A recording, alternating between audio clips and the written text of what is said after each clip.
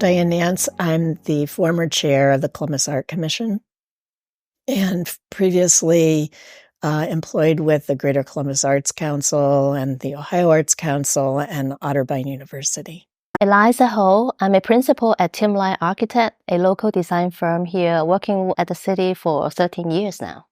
And my name is Merijn Vanderheijden. I am the current chair of the Columbus Art Commission, and I'm director of OSU's Urban Art Space and Hopkins Hall Gallery. Right. It was a lot of different things happening, with COVID, with protests, not only in our city, but, really throughout the country. Right.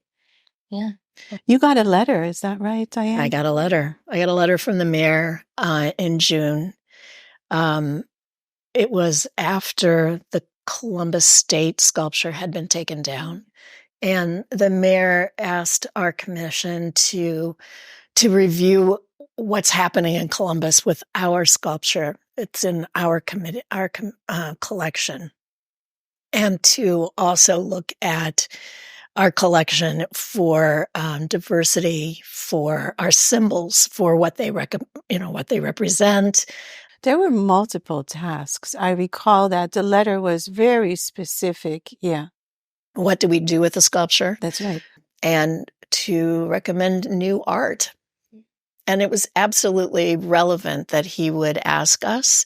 Part of city code is to ask the commission, to require the commission for their expertise, their authority on any sculpture, any art in the right-of-way, new art, deaccessioned art,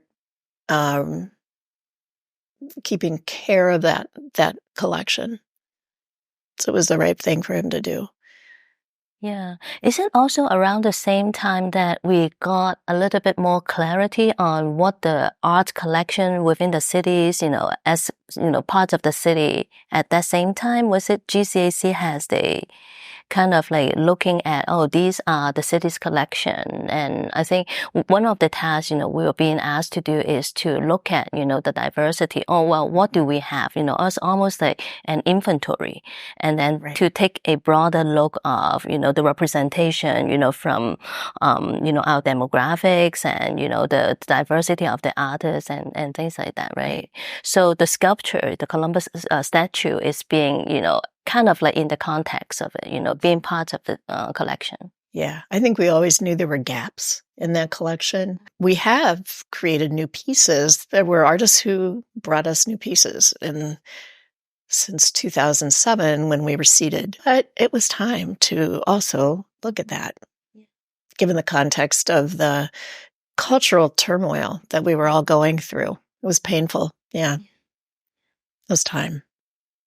So if we go back to the letter, I know there were several requests in that letter. So it wasn't just about taking the statue down, but there were other pretty significant requests in there that, kind of forced us to split ourselves into several committees and shepherd that work. And that worked really well. I think we all brought our own interests to it. There was, you two were interested in the educational context of that piece, but any other artwork that we have, the inventory that you discussed. At the time, we had two people who were graphic artists and were very interested in working on the symbols. Yeah, I'm trying to think. Was there another project? Yes. City symbols, I know we dealt with for sure. Well, inventory, that was a big piece. Yeah, what to do with the sculpture. That's right. What to do with the alfieri. Yeah. And I think relocation is part of that, discussion too, So, once the statue comes down, then where does it go? And is it going to be in the public, space again and things like that? So. Right. And it was hoped that it would be in a public space. And after... It didn't take much time. I think by our October meeting, we had decided that we needed a committee of representatives from the city, people involved with different cultural viewpoints for the sculpture itself, and to talk about their beliefs, what it represented, what they thought should happen to it, so that we could make recommendations to the art commission, and therefore the commission would make recommendations to the city for its disposition. I remember that in July, when you first, maybe in June, when you first received a letter from the mayor's office, and then the whole CAC commission had a special hearing, and it was done online because of, all the obvious reason. So I think, just within our group, there is some discussion, but I think we quickly, kind of like split up, exactly like you said. There are 4 tasks, being given to our group. So we basically split, the commission, and then, direct 2 members to each of the tasks and kind of like carry on that. So I think we make that decision pretty quickly, as though, we just need to get down to work and, And you know what isn't quick, and I think all of us on the commission knew, but perhaps the community didn't know, that this was not going to be a fast thing. Public art is never quick. And the decisions that had to be made were going to take time. I mean, I really am not surprised that we're still working on it 4 years later. It's a long, drawn-out thing.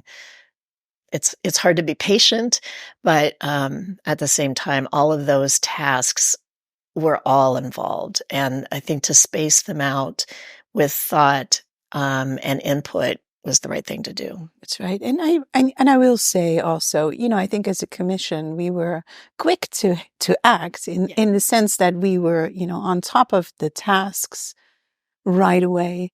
But as you said, I think the process in and of itself, and to find the right community input and to move that piece forward, that takes so much time. In a pandemic. Yeah. It's hard to contextualize that now, but you're right. There were so many obstacles. Yeah.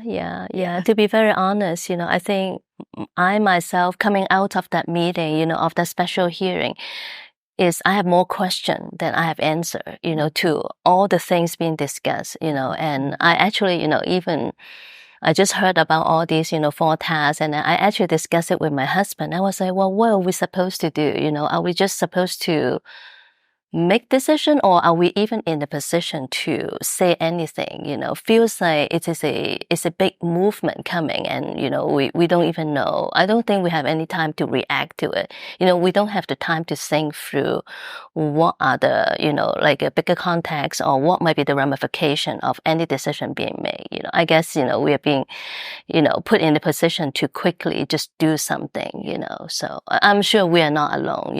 At that time it just no. Other commissions had their own challenges at the same time. It's a big deal. Yes, for sure. Yeah. I'm glad we took our time. The thing that I think at one point I'd like to bring up is the OSU Moritz College Divided Communities Project.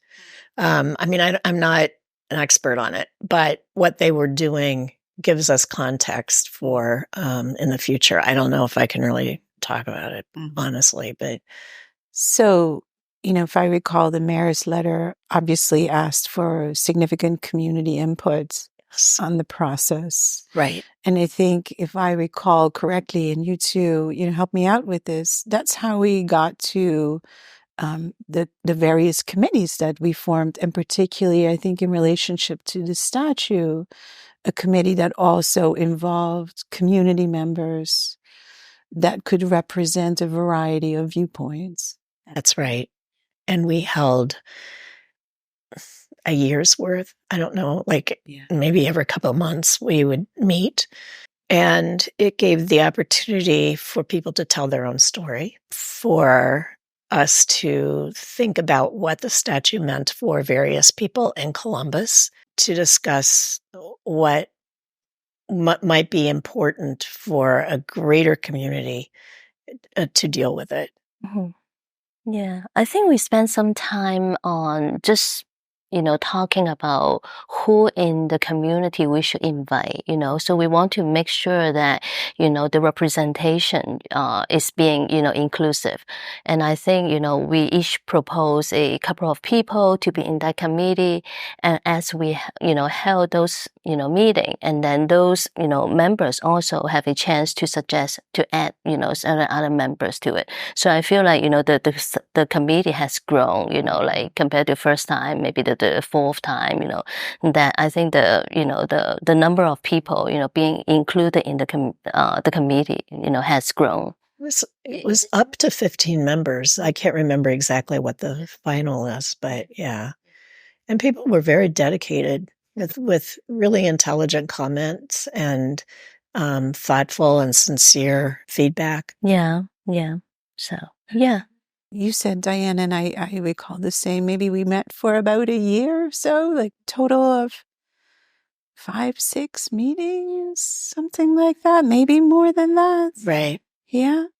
So that was pretty intensive process. And I think in the end, the kind of final recommendation from this group was to retain a professional consultant. That's right.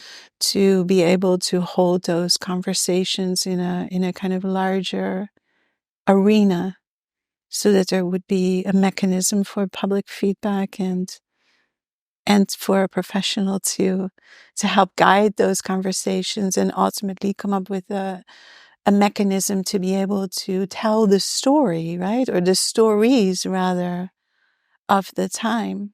Right, because we could see that it was, an historical context for Genoa, sister cities, and that relationship, but also the stories behind all sorts of folks in the community and how they felt about being in Columbus.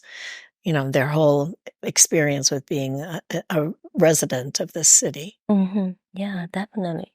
Would you say that it is the first time, such a topic being discussed publicly, like, Italian American have a chance to talk about how they feel about the sculpture, and other peoples also have a chance to talk about their perspective.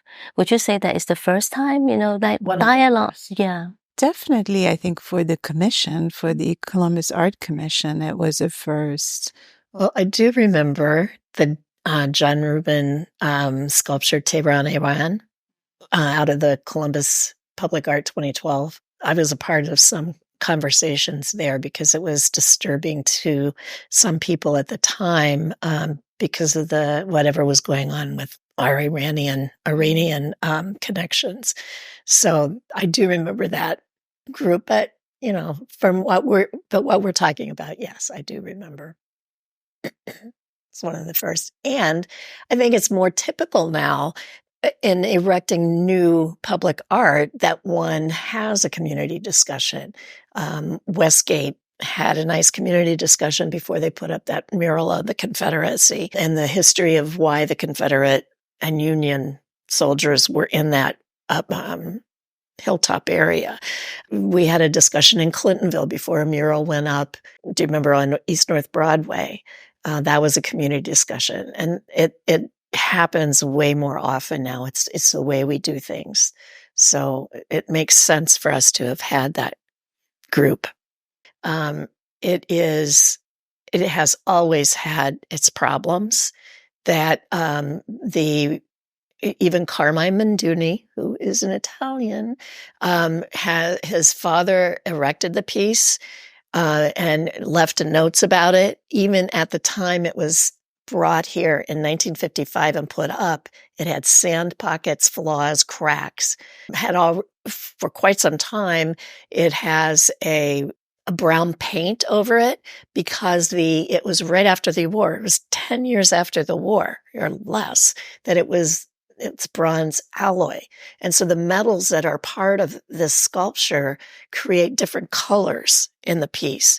And so it's never been a real strong piece. And so, but that said, it is on its back. It is metal. And so it's not going to be traumatized by being in a warehouse. It sounds like the sculpture had its challenges from a material standpoint. So that it had a number of flaws. Yes. That, had needed some attention and conservation responses over the years. Yes. And we do have historic documents that talk about those flaws, cracks, the alloy that caused it to have different coloration, and what others have been doing to try to make it one color. And the CAC, Lori Budrow, who had been the planning staff for sculpture and Columbus Arts Commission, made sure that things were conserved on a regular basis. So it's fine until it is decided what's going to happen. Yeah, and I think what we forced that committee to do was to make a statement so that the Columbus Art Commission would have something to go on. Right. That's right. Because we couldn't meet forever. Right. We couldn't just keep, talking. So ultimately, I mean, it's true that I think we decided, right, that hiring a professional consultant was like the main thing, the big thing, right? And then the other piece, I think, but I don't know how that was contentious in and of itself, that the statue, some sort of commitment to not keeping the statue in storage forever, but also a commitment to not re-erect it at City Hall campus. Yes. Yeah. And that was sort of like the best, the best we could do. And it seemed to be most sensible because we weren't quite willing to give up the idea of the sculpture coming back. Where was a big question. And the context too. I mean, that was so critical. And yes. I think, we had learned a lot about context through Doreen in particular, yes. which was fantastic. So helpful. But at the same time, I think the more we learned about context, the more we realized that we needed a team of professionals managing this and putting that together and creating, kind of historical, educational materials for that. Right. We tried to bring it into, let some people in the community give us some recommendations on buildings and where it might go and how that might look. But that kind of fell apart when we really realized that it really needed to be more logical and professional. Yeah, one of the realization in the early conversation within the committee is that originally I thought the relocation is part of the discussion. Mm-hmm. But I think, when we first talk about, where that, location can be, I think there are some committee members already brought up a point. Maybe it will never come back out from the warehouse. It may not come in public view at all.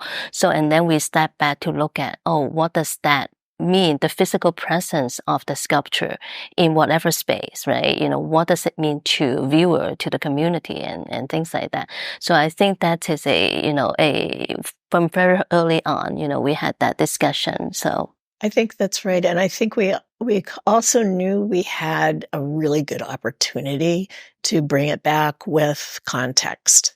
With historical context would be really helpful for the community in the future. Because the symbolism of a lot of public art changes over time with each generation. So true. Yes. And so we could capture what this time has meant, and then throw it out there for others to talk about. But it kind of got me to think about a question that you have on the sheets is, if we don't define this as a piece of artwork, if, its original context, I don't know whether it is, being viewed as a piece of public art or it is a monument.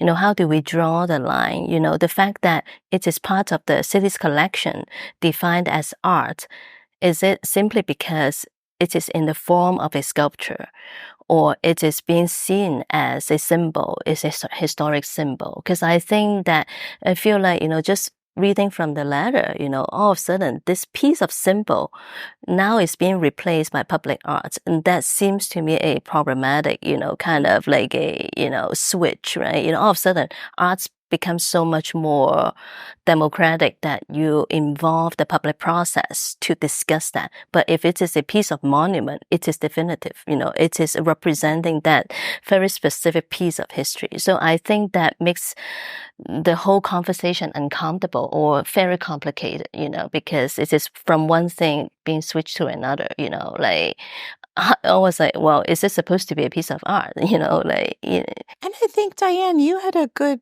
kind of segue into that earlier. You said context changes, right? Like, I mean, our conversations changes. We know different things at different times. And so what may have been, celebratory at one point, becomes painful at another point based on, what may have happened.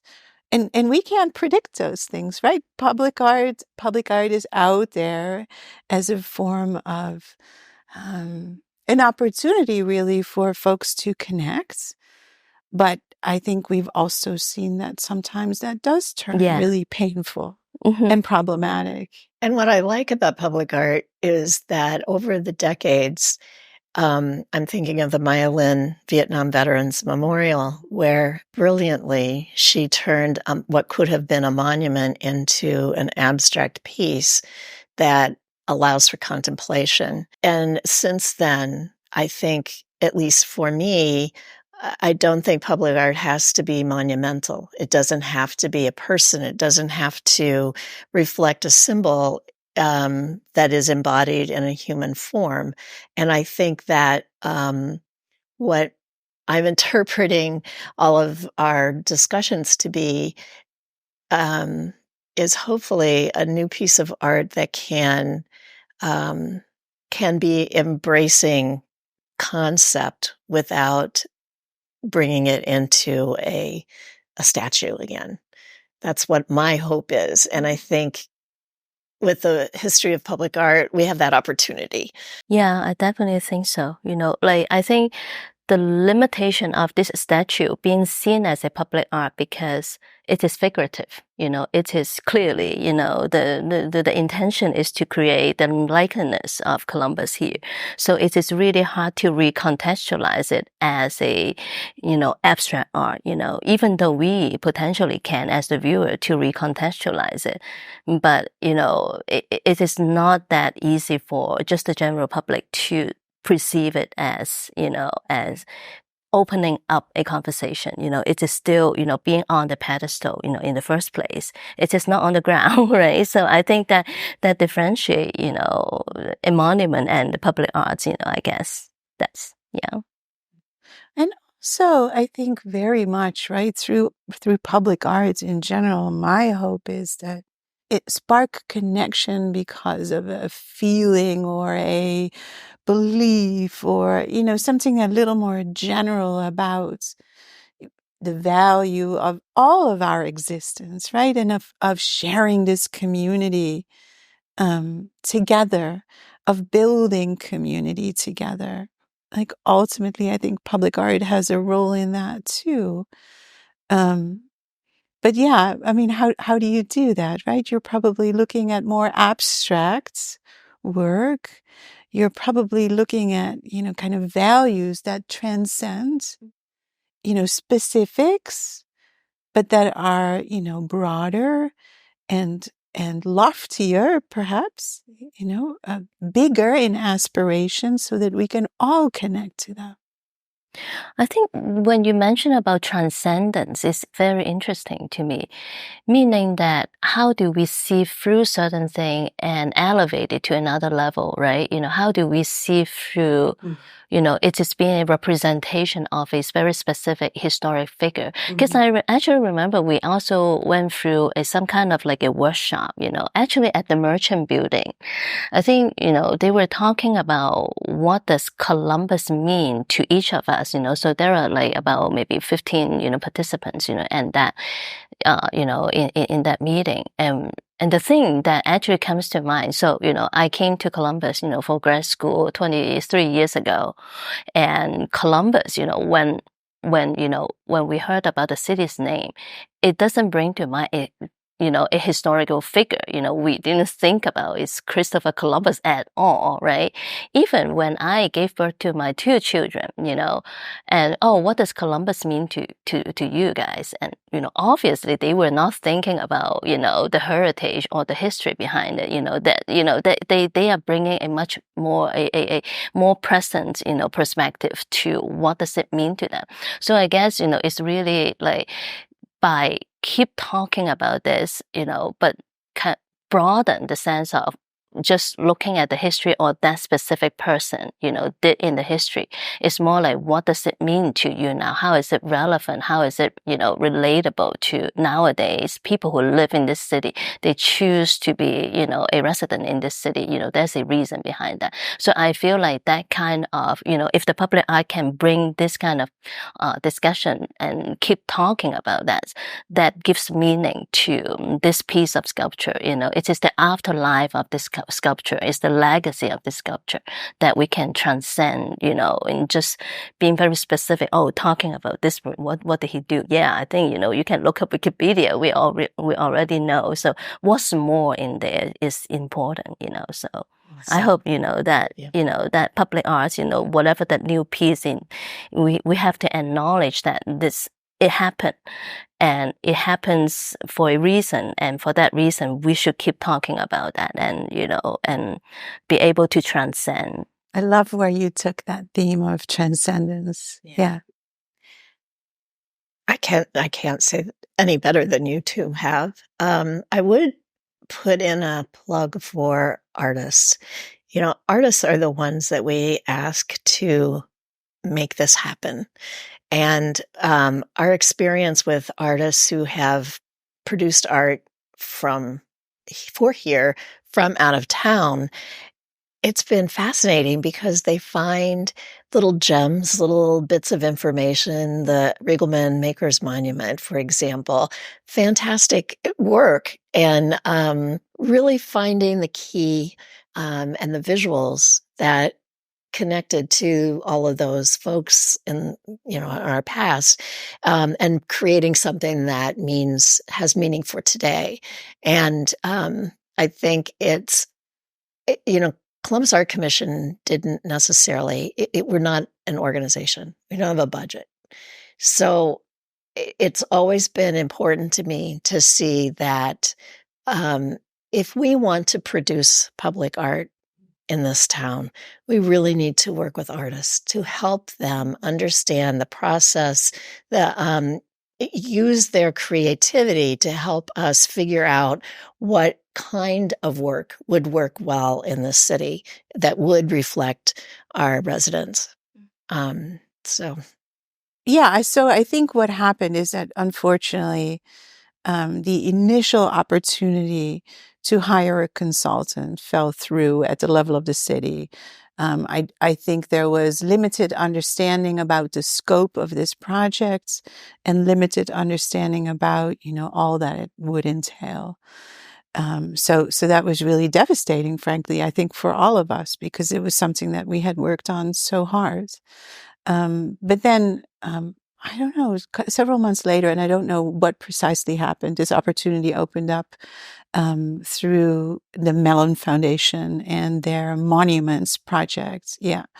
And so I think jumping on that was probably, in a way, I think it's almost better than, we had anticipated before. So in so many ways, I think we are in the right place with this project now, having the backing of Mellon, having the funding, and having these kind of comparables potentially, right? Because the Mellon certainly is keeping us on our toes. Mellon Foundation is keeping us on our toes, making sure that, we're delivering on the project as we had intended it. So I think it's an incredible opportunity. That's certainly what I see right now.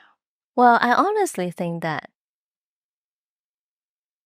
I don't know from what, perspective, but I think it is important to me that this physical sculpture be acknowledged in some way. It can be any creative way. And it is in the public dialogue that people can keep asking questions. When it is a child who encountered this sculpture, be able to touch it and be able to ask about whatever question. What is it made of? Where does it come from? What does it mean to your mom and dad, or whatever that is?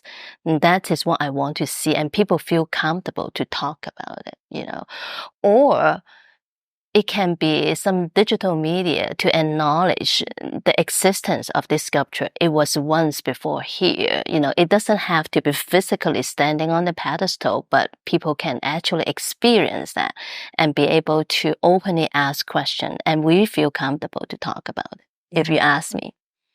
I so share that with you. And I think that, ultimately, going a few years back, that's what sparked my enthusiasm to be part of this group, to really think about, from an educational point of view, from a teaching point of view, what's in front of us and how can we make a difference. I think we have a real opportunity to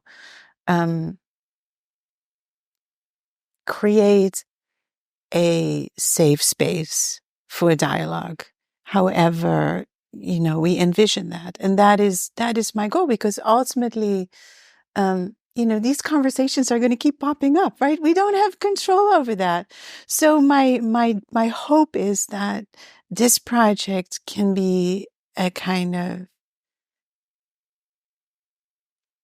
catalyst for that, for those kinds of conversations, and for there to be some kind of acknowledgement around, both the beauty and the sadness, the joy and the challenges, and everything else that has gone before and is to come.